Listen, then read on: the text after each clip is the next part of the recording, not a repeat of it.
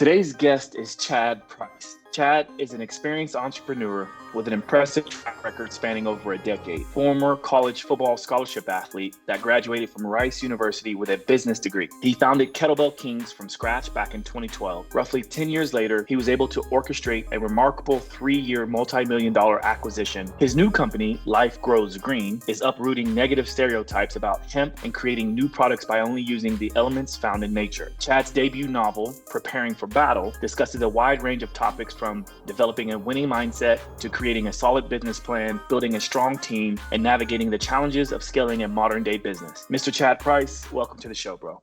Welcome to Simply Walk the Talk. Our bodies and minds adapt to what we do most of the time. If you want to change your body and mind, you must change what it is you do most of the time. This podcast explores all things health, wellness, fitness, lifestyle, and biohacking. Stay tuned as we explore various thoughts, methods, and experiences from a multitude of conversations between our interesting guests and experts through many fields of work. Sit back, relax, and enjoy the show. Simply walk the talk.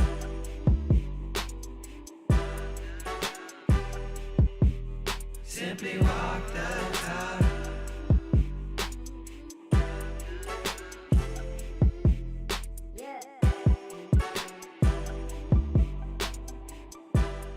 Very nice intro and very nice to meet you. Thank you for having me.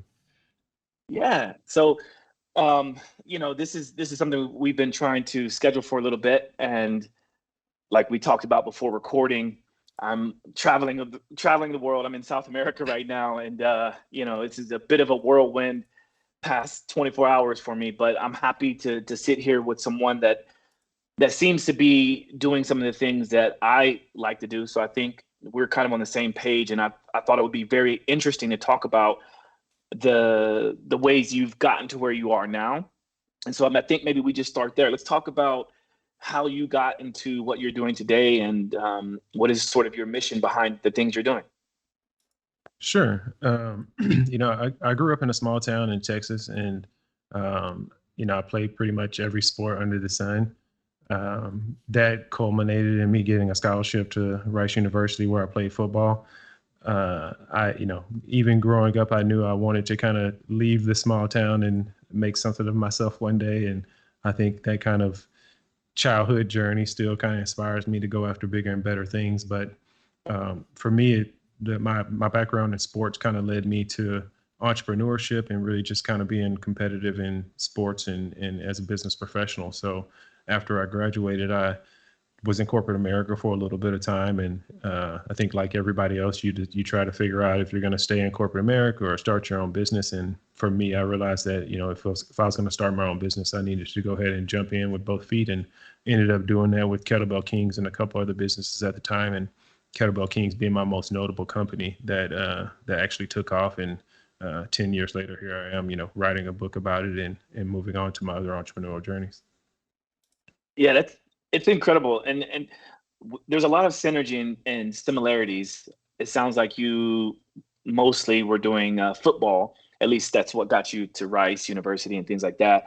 I was in a similar path in that I played basketball, and I started very young being an entrepreneur because I was able to see my parents, both my mom and my dad, but particularly my father. He was someone that has a martial arts school. He was the chief of police in my hometown, a very small hometown in Oklahoma. And he also was a plumber, carpenter, massage therapist. He was doing a whole load of things. And I remember when I was right around 12 years old, I went to my first entrepreneurship camp at Oklahoma State University. And that was because I knew that I wanted to be an entrepreneur, because I saw that there was loads of people in my orbit working for the system, right? Like being in corporate America, doing a 9 to 5, only being able to go on vacation when they were told they could.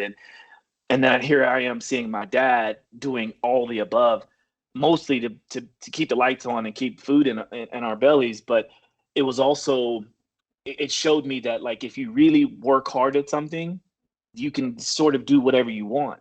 And I took that mentality and eventually moved to New York, which is kind of, if you can do it in New York, you can do it anywhere, right? And so that's why I thought it was very compelling for us to have a conversation, because I do see the similarities.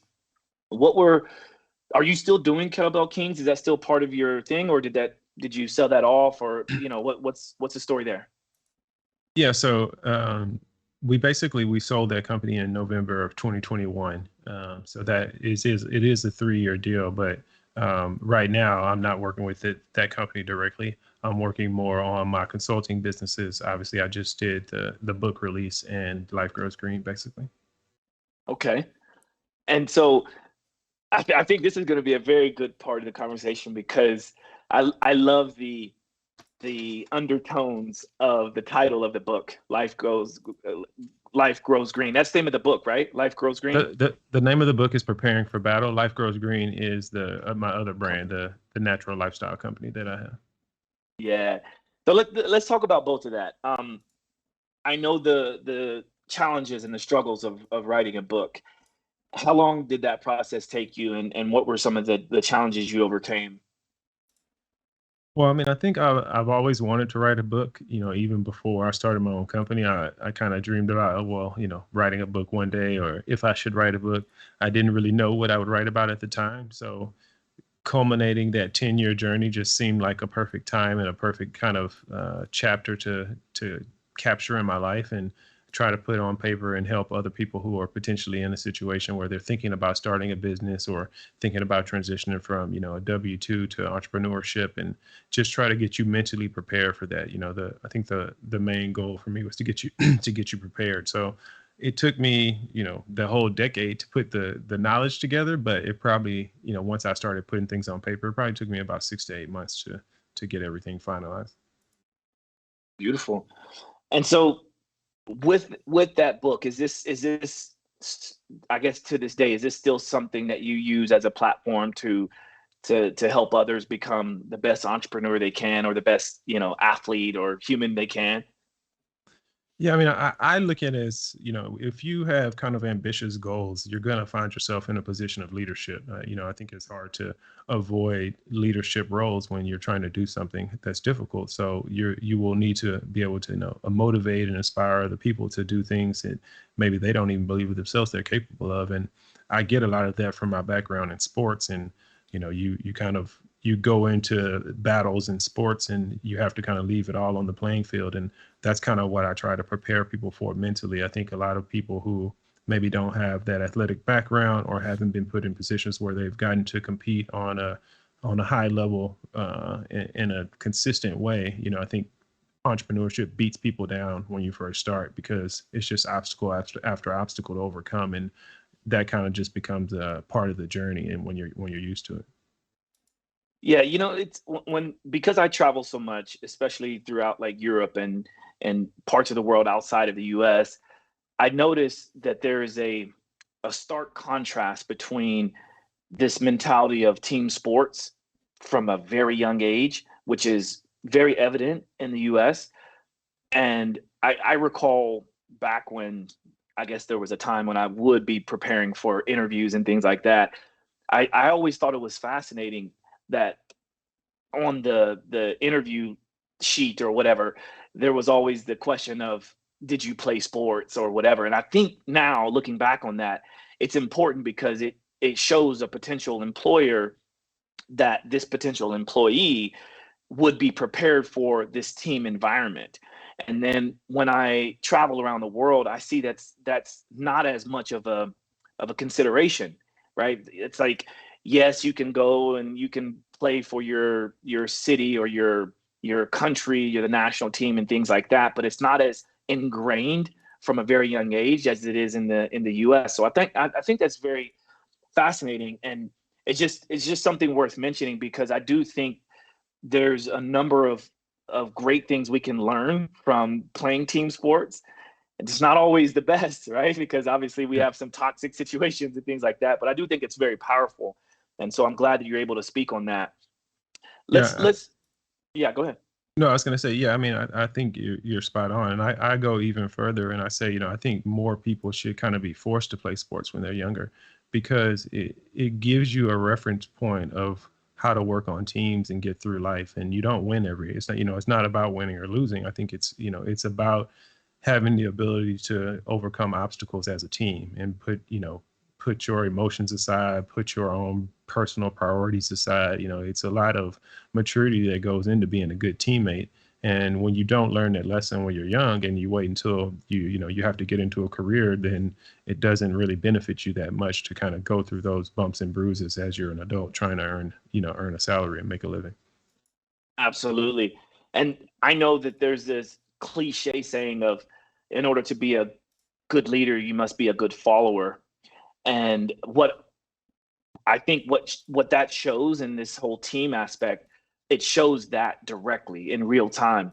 Because, like, again, I can talk from a basketball perspective, but even from a football perspective, you've got quarterback who is usually has to know all of the different positions of every single facet of the game, right? The defense, the offense, each position. And the same goes with a point guard in basketball. And once I absolutely learned that, I didn't learn that until late, but once I learned that, I thought, wow, this isn't, I being a point guard and a shooting guard, I am basically a representation or an extension of the coach.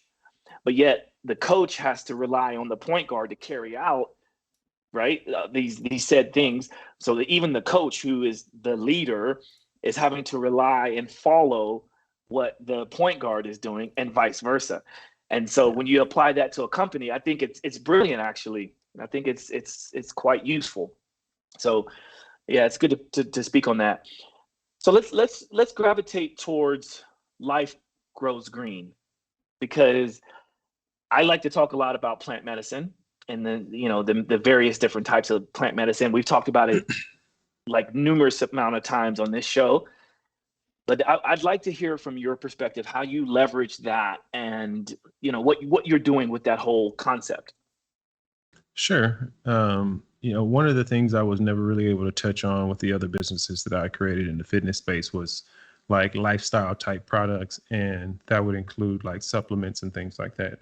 So I think a lot of people struggle with finding natural solutions to things that have natural alternatives that they might not be aware of, or there is a kind of a disconnect between the harm associated with some of the things that they're ingesting or using in their daily lives. And Life Grows Green, the concept and the community around that is trying to have as many natural products throughout our lives as we can. So, I'm not a person that tells you don't go to the doctor and don't take the medicine the doctor's telling you to take, but I am telling you that if you cut out processed things in your life as much as possible, I think you'll be a healthier individual. And Life Grows Green is about trying to provide those types of products for people, basically. And do you have, I guess we could pull that up, because I'm curious to see, like, are you just speaking on these various substances, or are you actually selling different products and things like that? How does it work? Yeah, so basically, like, a lot of the products we have right now be like hemp-based products and things like that. So you'll have like hemp protein powder, different types of CBDs, sleep agents, different things like that. But they're all going to be natural, organic, lab tested solutions. That it's not going to be anything processed or pharmaceutical solutions. The lineup of products, or the assortment of products that you see right now, is just the very beginning of it. We're launching an Amazon store right now that basically will encompass a larger lineup of products that don't include the forbidden word CBD, according to Google and YouTube and things like that. But the main core lineup of the products that are not hemp based will be on Amazon here in about probably 3 weeks. So it's more about kind of starting with a lineup of products and then building a community, and then really utilizing the community to continue to build out more products. So I really don't know where that will end. My goal, like what I'm working on right now, is glassware and bedding and bamboo products and things like that. So the sky's the limit in terms of what type of new product development I'm trying to do. It's more of creating this mindset and community around people who appreciate and are looking for these products, and how can I be the person that sources it for them? I really enjoy that because I've been a huge fan of hemp for a long time. And similar to, and I'm sure you get this, but similar to this stigma around cannabis and hemp and things like that, if you really dig into it, and that the dig is actually I plan on saying that like it's a what is it called, like a A double pun, I guess. entendre. Yeah, Yeah, yeah, double yeah, entendre or yeah. pun. There you go. Yeah, there Um, you go. Yeah, what I like about hemp is that before cotton was such a huge industry in America, hemp was running everything. I mean, hemp is a good food source, right? So it has loads of nutrients. It's also a great textile, so you can make everything from clothing to rope to a whole load of things. In fact, I just listened to a recent podcast the other day in which I didn't know this, but apparently Ford built his first car out of hemp. Did you know that? Yeah. yeah. Y- Yeah, no, Yeah, it was I mean, it was a huge part of our infrastructure in building America, and then it got stigmatized, and it was marketed in a way to make the way for corporate America and for pharmaceuticals and different things like that. So the the idea around not utilizing natural solutions, to me, is just an ignorant idea in it on its base. So the company that I would try to follow if I were, a consumer, would be a company that just tries to gets me the most natural products that I can consume. And that's what I want Life Grows Green to be. It's just a natural solution for people, where they know this company stands for finding natural solutions, and whatever product they have, they're going to try to source it as natural as possible. yeah, and I think it's smart because the world is getting much smarter. I think at least we're a lot more proactive with the use of modern technology to be able to search things. And so nowadays people can kind of just open their phone instead of having to go to a library or only rely on their doctor to tell them what's good and what's bad. And I like that. At the same time, there's a lot of misinformation that we have to sift through. So once you find someone or a company or a group of people that you rely on, I think we have a responsibility to use our platform to encourage people to do it the right way. And so it sounds like that's what you're after, and I applaud that. I think it's really really cool. Um, Before we carry on, I think this is a good time to. I can feel myself fidgeting a little bit. It's just a good time to have a movement break.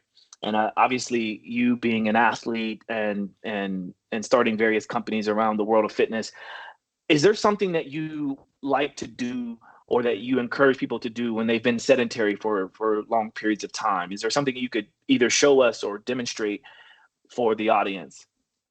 Well, I would show you, but I'd have to mess up my setup to move around right now. But if I weren't in on the podcast and trying to keep a good quality video for the consumers here, then I would be moving right now while we're talking. It's very rare to find me sedentary. I'm usually walking when I'm in meetings. Even if I'm like in a room, people make fun of me sometimes because I'll be in a hotel room or wherever, and I will literally just walk this L around the room over and over and over. So I'm never really just sedentary, just sitting there, especially if it's something that I'm engaged about or something that, I think is important.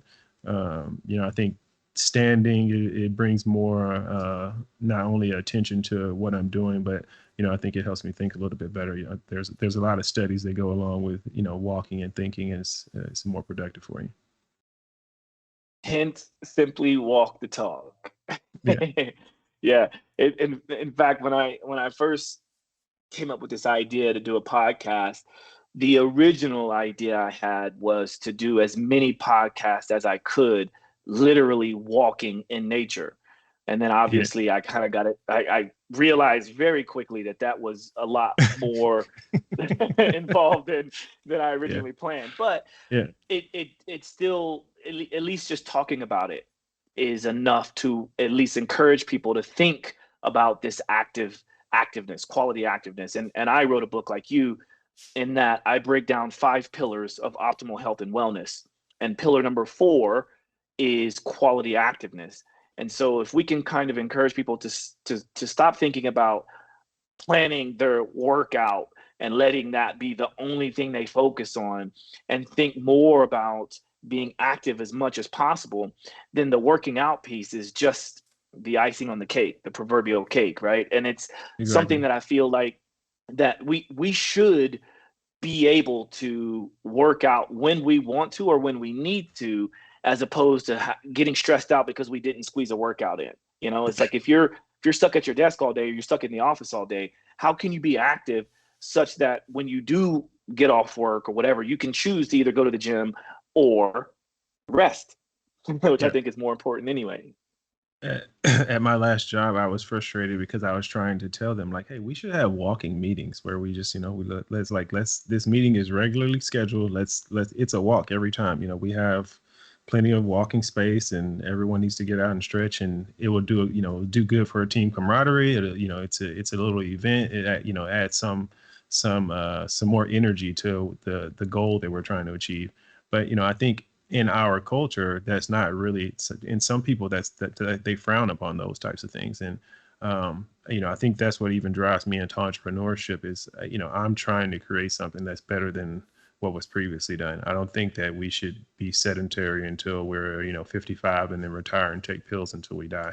I like to create a world in which the places we work in, the goals we try to achieve are more active and interactive. And, as we're doing this, we become stronger and better individuals, as well as the companies and the initiatives that we have grow, and we achieve those goals. So at the end of the day, I think being active and trying not to be sedentary is what I would suggest, versus like, what do you do when you've been being sedentary so long?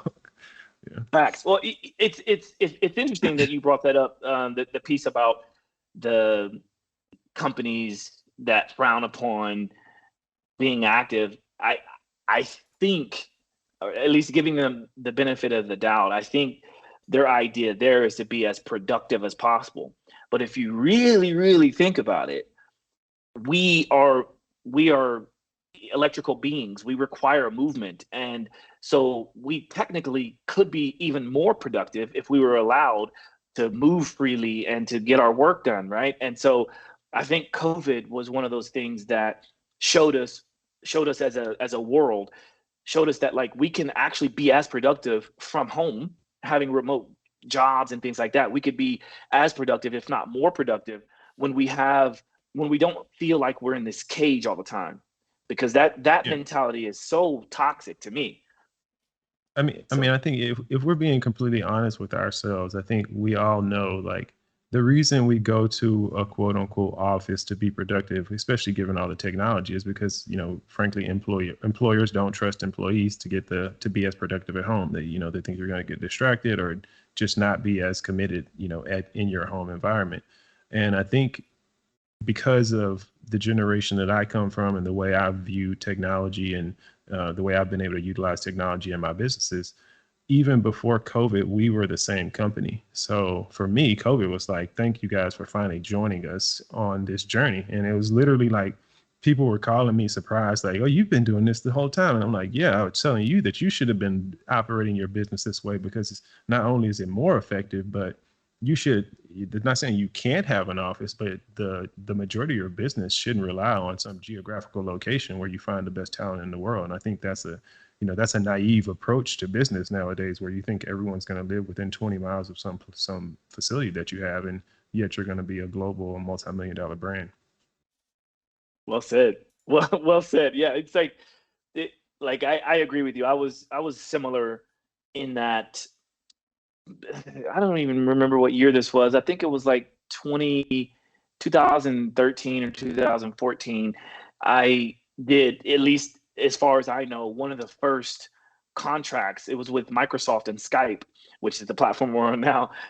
But I did a contract with them for 9 months to show people that you could utilize Skype to do more than just calling your family abroad or whatever, right? Like, so they hired me to show that, like, oh, there are people out there in the world that are using it to train people, to Yeah. train my various clients and things like that. And so I already had this infrastructure built. I already had lighting. I already had good camera setups. I understood all the nuances of how to train people, like being able to monitor what they have in their room to say, oh, you can actually do a push up here or you could do a squat there. And so then, like you just said, once the pandemic hit and everyone was forced to go home and work from Yeah. home, I was like, oh, I'm good. And I Yeah, actually exactly. had a number of clients who, before the pandemic, they refused to do virtual training sessions because they just thought, like, they were like, no, Yeah. it's not the same, it's this and that. Yeah. And here we are, like, so before the pandemic, some of these clients were notoriously late. Why? Because, let's face it, we're in New York City trying to, Yeah. hop on a tread, or not a treadmill, but the subway to get to a place. And then you have to factor in the time to get away. And so it's like, instead of booking an hour session, or booking an hour section, but then also on the other end of both of that hour, allowing 30 minutes to get to the place and then 30 minutes to get back to where you started. Now we're talking about 2 hours, when really now you show up. Like, if you can't make time to be Yeah. on time for a virtual meeting, Yeah. then that's a whole different issue that we got to talk about. A 1,000%. Yeah, Yeah. 1,000%. And I mean, we saw the same exact thing. And, for us, we were already pitching to people that, hey, you should have home fitness be a part of your workout routine, just because you're missing a percentage of your workouts because you don't like the commute, or because it's traffic right now, or because, I only have 45 minutes. And by the time I get there and get back, you do that whole thing. Whereas if you have a kettlebell at home, turn on a 35-minute video. You got an extra 10 minutes right there. You can get started immediately. And I think it's the same thing with virtual training. There's no excuse for you not pushing enter at 4:00 whenever you said you were going to do it. And I think that Yep. takes away a lot of the excuses, and it makes it more a more efficient system. And I think it's a more sustainable system for where the future is going. So I think anyone that doesn't at least have a way to do that kind of stuff is kind of falling behind at this point. Excuse is the right word. Yeah. I feel like nowadays we can expose those excuses, and it should make a person think a little bit more about what's really going on here, right, in their mind, and what's really going on in their lifestyle. There's a few changes, because I even had a few people say to me, I give them the option to say, okay, look, I've got these time slots available, but I only have, if you're going to choose this certain time slot, I have from this time to this time. And it's on you if you don't make it. It's on you if you spend 20 minutes trying to find your charger, or you're trying to get the lighting set up perfect. Like, that's Yeah. on you, right? And so if I'm showing up, right? It doesn't matter if I have been in 3 cities in 24 hours, I'm showing up. I mean, I literally had that happen right before this podcast call. I had a client that missed the call and wanted to make up for it. And I was like, well, we can, but we got to try to do it later in the day. And, you're going to get charged twice for it. So I like to take away excuses. And that goes back to the life grows green, because you don't need the over-the-counter medicines when you're living properly, when you're living naturally. And I talk a lot about grounding. And grounding is one of those things where, just like life grows green, it's very natural. You can go outside, take off your socks and shoes, because let's face it, we live in homes and environments today when we're insulated, which means we are not connected to the earth's energy.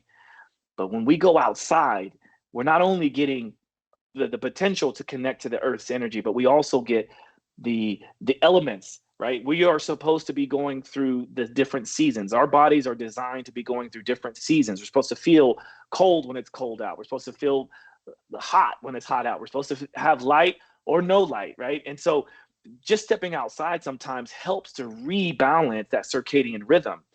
But when we forget that we live in this natural world, we become very unnatural. And I call it a disconnect, like you said earlier. When we can think of ourselves as a docking station with the earth, then everything else becomes so beautiful. And I know this sounds very esoteric, but being that you have a company built around that, I figure you could relate. No, for sure. And I tell people, because I deal with both sides of things, and I've always tried to be like, the middle ground mediator of communities. And, so there'll be skeptics who will say stuff like, well, where's the scientific proof of grounding? And I'll say, well, do you think it's going to hurt you? Like, do you think you walking, on the earth barefoot is going to hurt you? Do you think is there a list of side effects like you do when you take your prescription drugs? Like, do you have that issue? And I think just trying to go on a positive and natural journey leads you to the things that you feel benefit you the most. So it might not be grounding for you, but grounding, natural products, anything that's a natural solution for you living a more positive and kind of overall better well-being. I think that's the mission. And I think that's where a lot of things align, where it's just like, it's about going on that positive journey. If grounding doesn't work for you every day and you don't feel the benefits, I'm not going to be the person to force you to do it. But there are solutions to your ailments and to living a positive experience that you don't have to go and take, drugs or have pharmaceutical solutions for. I'm glad you touched on that, because if there was a side effect of grounding, imagine this now. If there was a side effect of grounding, the only known side effects that I know of right now is when a person is already taking a blood pressure medication, right? So if you're taking a blood pressure medication and you get lots of grounding, then you might have to go back to your doctor and say, hey, I'm grounding and I've heard that this can help to lower the blood pressure, so we might need to adjust the medication. But then I think, why should we be on the medication in the first place? Yeah, exactly. Right. Exactly. Right. And to me, that's what I'm saying. To me, that just starts the journey. So the grounding is not the end of the journey. That's just the beginning of the journey. It's just one aspect of a more positive and natural being. And I think ultimately, like you say, I think information is leading us back to that, or at least it's leading a portion of us back to that. And the people that are trying to find that, they have to make their way through all of this misinformation and misleading marketing materials and labeling practices and things like that. So I'm trying to create a community of people who can trust the community, who hold the community accountable, and are really looking to build those types of products, whatever products that is. I love that you brought up grounding, because that's something that we've talked about before. I think there's accessories to your quote unquote grounding kit. Like, those types of products can be natural products that you use, and even you imbuing a positive experience into something like grounding or meditation, like that has a positive effect on you, whether or not you want to believe it or not. It's a mental thing that, even if it's just a placebo effect in your mind, it's still factual. Well said. That's one of the most useful tools to determine whether a product is effective or not, is to use it against the placebo, which means that there is some use for the placebo effect, right? It's powerful, and it's hard to explain. But what I can say to people is that if you want to understand just how powerful grounding might be, or let's not even say just grounding. Let's just say, if you want to understand how powerful nature is, hook up a grounding mat, whether you do a grounding rod into the ground itself outside, or you connect to a properly grounded plug, and then you put that out in the open where you might have pets or kids, and watch what happens. Because with pets, they almost always gravitate towards that feeling. And also keep in mind, if you have a pet and you allow that pet to be outside, and you don't put the shoes on the pets and all these different things, and you allow their paws to touch the earth, then you connecting to that animal, that pet, is also grounding, because you're getting it through, right? So you're closing the circuit, or allowing this loop to constantly occur. And so when you can notice that your pet have less inflammation, or they sleep longer and better on that specific area, you can't say to a pet, hey, I got a grounding pad for you, I want you to lay on that so you feel better. No, they just intuitively know that. And the same goes with kids. I have two small kids, and one of the first things I did when they were born is I made sure to have a grounding pad on the bed where they sleep, and that's been the case since they were born. So yeah, it's very, very powerful. I'm curious about the size of your team. Like you have, I'm assuming you have a team of people that work for you. Like what is the size of your team? How big is your company?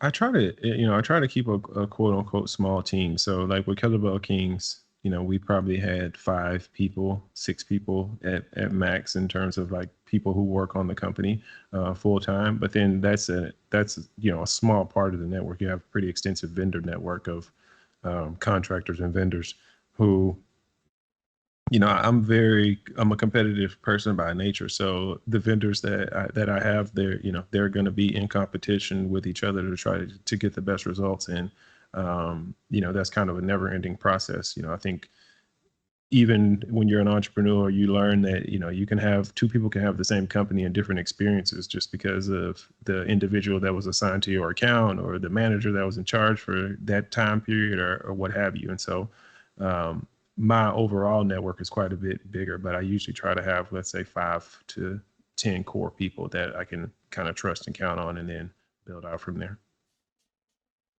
Amazing. Yeah, I definitely want to. I'm going to be spending some time traveling around once I finish this tour I'll finish at the beginning of December, and with some of the companies that I'm working with, one of them being Vivo Barefoot, I'm going to be building communities all throughout the US and then eventually expanding upon worldwide. But my hope is to be able to connect with people like yourself so that we can do more of this in-person community building, because I feel like, especially being that Gordon is there in Austin, I have good reason to be in Austin, and also it's close to my home, which is Oklahoma City. So I have a feeling we're going to be connecting and working together at some point in the future. I think it would be great. It sounds good. My dad actually loves those shoes, so he Oh would yeah. love to. Yeah, he loves that kind of stuff. Yeah, he loves that kind of stuff. I make fun of him because he walks quite a bit, and he's my parents had me young, so my dad is, I guess, 17 years older than me, but he still is in pretty good shape, walks on a regular basis, and he loves his weighted vest and his bare feet shoes. So that's his Perfect. kind of active routine. Oh, perfect. Yeah, that's even better, because I love connecting to the older population, because I think it's a little bit easier to connect with this younger population. Like, again, we have all of the resources to be able to search this and search that, but I love it when, for example, I'm on tour with Roger Waters, Pink Floyd. He's 80 years old, and he wanted to do this entire tour barefoot, literally. He wanted to, and in fact, he did all of the rehearsals barefoot. And then it was the it was the creative directors and the whole creative team that were like, well, we can't really guarantee that every space that you walk, especially at night, is going to be free from nails or glass or whatever. Yeah. So, but for him to even understand it, because I was one of the first people to kind of encourage him to be more barefoot for the grounding purposes and for the allowing the foot to not be restricted, which is very, very important. Which at his age, one of the number one things for that he and people like him are at risk of is falls, right? And if you fall and break break your hip, which is a number one killer at these older ages, then how do we prevent that? Well, one, we strengthen them, we encourage mobility and get their system in check, but we also allow them to be as stable as possible, which is barefoot. So any layer of cushioning just sort of dumbs down that information or delays that synaptic firing from those neurons in the feet up to the brain and back. And so if you're 80 years old, or you're older, or even somewhat younger, we don't have that time to be able to react when that information is dumbed down. So when he understood that, he's like, okay, cool, I'm going to do the whole tour barefoot. And I was like, yes. And then, of course, Yeah. I got into it with a manager one time because, I would take my shoes off at work because you're sitting in an office for 8-10 hours a day. I'm like, my shoes are I have big feet, first off, and then most shoes are too narrow for my feet. But either way, I was trying to explain to him, like, it's not healthy for anybody to sit there with these cramped on shoes for 10 hours a day every single day. It's like, no, you should not. That shouldn't be the standard. So I put on my shoes to go outside. I don't just sit around and squeeze my feet like it's not a binding exercise. And I think a lot of people don't understand that. And I think we're finally moving into an era in which you can readily bring up information like this for people who are naysayers, and then they can just get out of your way and go on about their lives. And that's what I've been able to do. Well, I always like to bring up this idea just to get people to think, because I always like to say that anytime there's a question, there's an opportunity to educate. And so I always like to ask the question, do you know of a time in history in which someone rolled their ankle when they were barefoot? And usually the answer is no. Right? Now, if there is a person that hesitates and goes, well, I still think, okay, if you are able to find one person or two people or whatever, we're talking about history of man. And there are going to be some software or some hardware issues, right? Like where maybe you were barefoot, you stepped on a rock, and then maybe you rolled your ankle. But it's going to be far less aggressive than it would be if you had shoes on. And so that should make a person think, for one. And then two, back to the binding concept that you mentioned. We have examples in prehistory in which that was what destroyed the feet of certain populations, because they were practicing binding. Yeah. And and then even myself, like when I was playing basketball, I didn't understand what I know now, but I used to wear 1 or 2 size smaller than I actually am. So I wear size 12, but I was wearing like 11s or 10 and a halves, simply because I felt like it felt better when my foot was supported, right? Yeah. And then you hear about orthotics, and you hear about heel cups, and you hear about all these things, and I was wondering why are my feet starting to crowd, and why am I starting to get bunions? And and to this day I'm having to try to undo that, because there was a moment in time where I almost had to get bunion surgery. But why do that when you can just practice foot drills? We call it toe yoga, right? Or toga.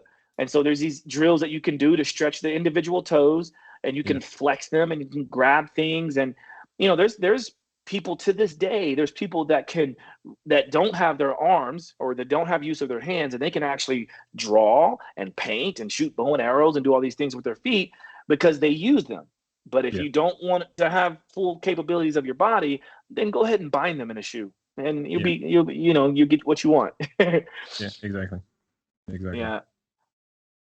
So before we start wrapping up, I want to make sure that I gave you the full capability of being able to talk about the things we wanted to discuss today, because obviously I can go down rabbit holes and we kind of missed the point. But is there anything else that you really feel like you want to promote, or you want to talk about with what you're doing with your entrepreneurship?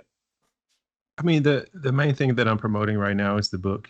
Just this is my kind of debut book, and it's really meant to help people who are thinking about starting that journey. I think a lot of times when you're starting to do something difficult, you don't know the pace you need to kind of set for yourself, and the intensity of that new kind of pace. And I think a lot of times that's where businesses fail, not necessarily in the business idea itself, but in the not realistic approach or expectations of how hard the journey might be. So I use physical fitness, and working out to me is almost like a calibration device. I tell people, like, becoming a multimillionaire is way harder than getting in shape. So if you think it's too hard to go to the gym, just don't start your own business, and you'll save everybody a lot of time and effort. But more importantly, I think what I'm trying to say there is that it requires a lot of effort and sacrifice. So whether it's my book or another book, I think you should be trying to consume information that prepares you to take on challenges that your current state may not be ready for. And if you have that mindset, I think that's what really preparing for battle is that it doesn't matter what's to come. I'm preparing myself for the ultimate challenge that whatever presents itself, I'm going to tackle it. And do you find, like, I guess I like to always talk about because this is a perfect platform to address any of the negative feedbacks or the concerns that people might have. have you been faced with any sort of like negative feedback, or so because I'm asking you this because I want you Sure. to be able to voice your side of it. Sure. I think, I tell people all the time, if you don't play sports, I think people can look at the word competition and have negative connotation associated with it. People can look at the word battle and have a negative connotation with it. But I think when you play sports, you realize being competitive is a good thing. It has no malice to it. I'm not better now than you. I'm better than I was before. So I'm better. This journey of me being competitive it's almost like against my previous ghost, the last version of myself. And most people don't really adopt that mindset, and I think it can intimidate some people as well. Is that no, like I know I'm not going to stay the same. I'm not going to be the same as I was last year. I have a competitive nature. So if you haven't seen me in 10 years, I'm actually 10 years better at something. I never plan on staying in the same place and not growing. And I think ultimately that's what a business has to do as well. So if the owner or the leadership doesn't have a mindset of growth, I don't think you can really scale things. And when you do scale them, you're not going to be prepared to handle that new load. So it's going to ultimately break and not be sustainable. So. Speaking of mindset, I think what you just touched on is brilliant, and I think is worth. I think people should rewind that and go back and hear you say that again, because it's powerful. And what it tells me is that there is a big difference between a scarcity mindset and an abundant mindset. And when a person comes in contact with someone like me or someone like you who has this sort of inner competition to always improve and to always evolve, I think they see that from a scarcity mindset, and they think like, oh, this person's, is too competitive, or this person's trying to, I don't know why I'm talking like this and moving like this, but that's kind of what I imagine that the haters out there are doing, right? But yeah. It's like, just because you want to evolve and be the best version of you has nothing to do with anyone else. But it could be a good example of what to do. And if you don't see it as that, that's your problem, right? That's not my problem, and it's not Chad's problem. That's someone else's problem. But if you want to come in this circle, like, all ships rise with the tides. There's enough for all of us out here.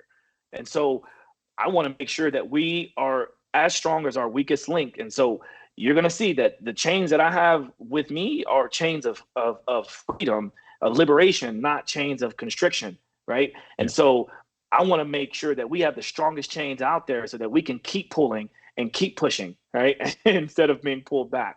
So, for sure. Yeah. I even had this conversation because, I'm big on mental health. I've been in therapy myself. I went to therapy for relationships. I've been in therapy for my personal life. I've been in therapy for business advice. I think there's a lot of business advice you can get from therapy. When I opened a nail salon and Kettlebell Kings at the same time. Talking to people at the nail salon was a lot different than talking to people in a kettlebell warehouse. And I had to speak to someone professionally about how my delivery is being accepted and how it's landing for other people, and take that in consideration when I'm trying to achieve my goals. If I'm just barking up the wrong tree every day, I'm not moving forward. So having that kind of level of self-awareness, I think, is very important. And I've even had the whole, you mentioned like the negative stigma around some of the words that I use, like battle or competition. I even had that argument with my therapist at one point, in which I think I won her over. And that she was pointing out that not everybody is competitive. And I was saying, like, I think you just don't want to acknowledge when you're being competitive, but even now you're competitive because as a therapist, you're trying to be better than you were yesterday. I would hope you're trying to be better than the shitty therapist that I've had before, right? The reason I came to you is because I'm looking for more than I got from someone else, or I went to someone else. So I hope you're trying in this moment to be competitive and actually give your all on the playing field. And that's what I'm doing every single day. And I just acknowledge that openly.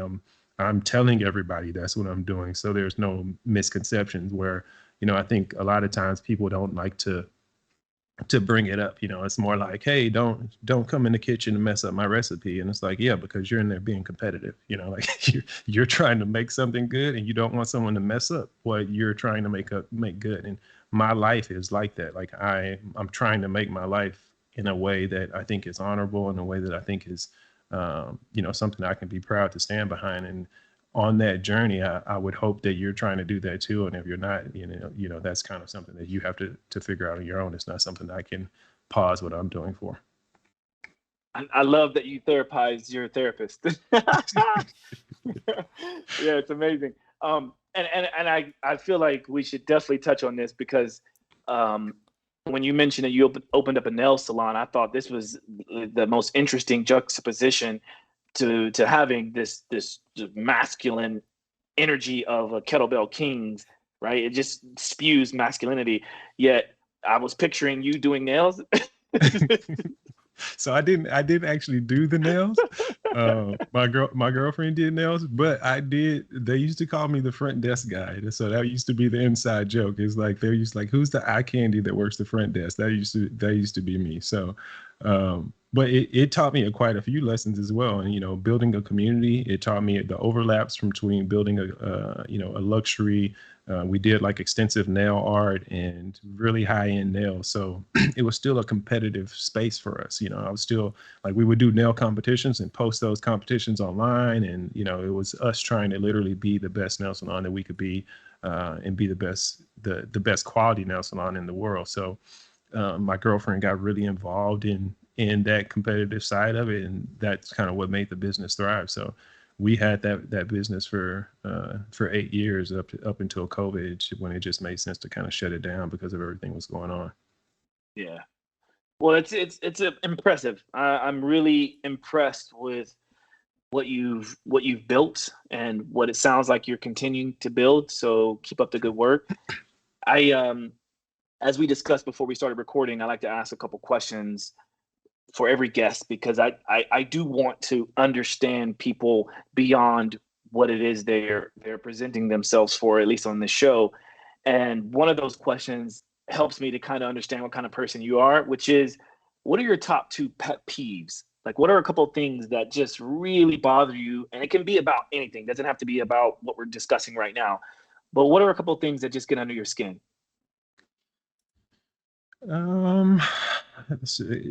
I could go on and on about this. I'm not a big complainer, but I would say if I had to pick the top 2, it would be people's, lack of awareness around physical fitness. I think that's a pretty big pet peeve of mine. I think it's almost become like a taboo topic in our society where, you're kind of shaming people for wanting them to be more physically healthy or in shape. And I don't think that's society we should live in. I think it should be commercials say, have you worked out today? You need to get up and go work out every day. But I think that part of society. And then I think just the polarization, I think, is probably a huge pet peeve of mine in society. I think people really want to jump to one side or the other and then draw a line in the middle and argue about it, where I think we all know things are not black and white most of the time. And even though you may want them to be, with your primitive mind is telling you that makes more sense and it logically feels better for something to be either left or right. I don't think most things are that way. So I think if we could put life and a lot of our choices into a perspective where we're not trying to make it so polarizing, I think we'd all live a lot happier life and get along a lot better. What is something you're most grateful for?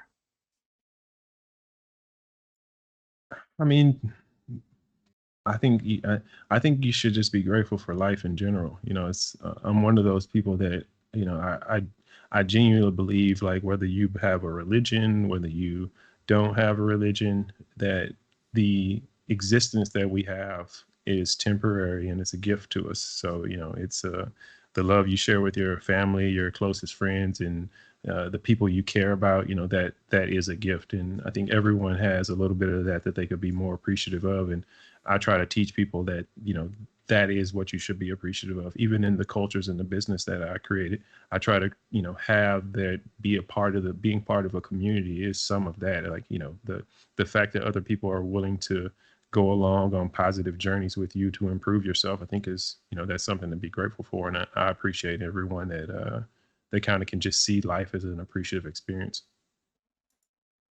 So we will definitely be posting and in the descriptions the best places to kind of follow you and your journey and all the things you're doing.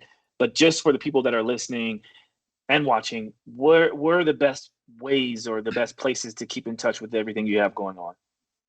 Well, I mean, I'm on all social channels at Real Chad Price. You can also find those and other things about me on my website. You'll be seeing quite a few website updates over the next couple of weeks. We have a really big website update that I'm working on right now, as well as I'm launching a Life Grows Green Amazon store. So that'll be a huge launch for us, probably double our product lineup that we currently have, and kind of take us into another chapter where we can actually, previous to now, I've been really trying to push the hemp and the CBD things, and going to go a little bit more mainstream with some of the product choices so I can get a lot more advertising and build more kind of traction in the overall community versus just that narrowly focused community right now. Well, when you do get that launched and you feel ready, maybe we can have you back on so we can discuss more about the different products that you've launched and the uses of it. I just think, if nothing else, it'd be another really cool opportunity to chat with you again, because I've had a really good time chatting with you. And also, I think it'll allow us to have other people understand more of these benefits of using things like CBD and hemp and all the other things you're going to be talking about. So Sure. if you're open to it, we definitely love to have you back. And for now, thank you for your time. Much appreciated. Enjoy Austin. And for all the listeners and viewers, thank you for your time and for listening up to this point. If you found anything useful out of this conversation with Mr. Chad Price or any of the episodes we've launched, please feel free to share, because it's an important way to support the show and to also spread the word of love and building community and whatnot. So thank you.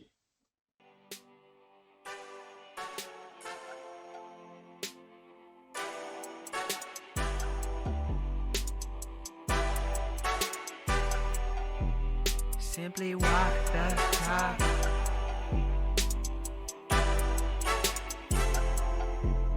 Walk the talk, talking facts. Move like me, but I move a little fast. Make my move, here to last. Fasten these seat belts, I'm coming past. Take care of me, longevity. Hack my biology, better believe. Walking the talk, soul, mind, and body connected. Better come give us a listen.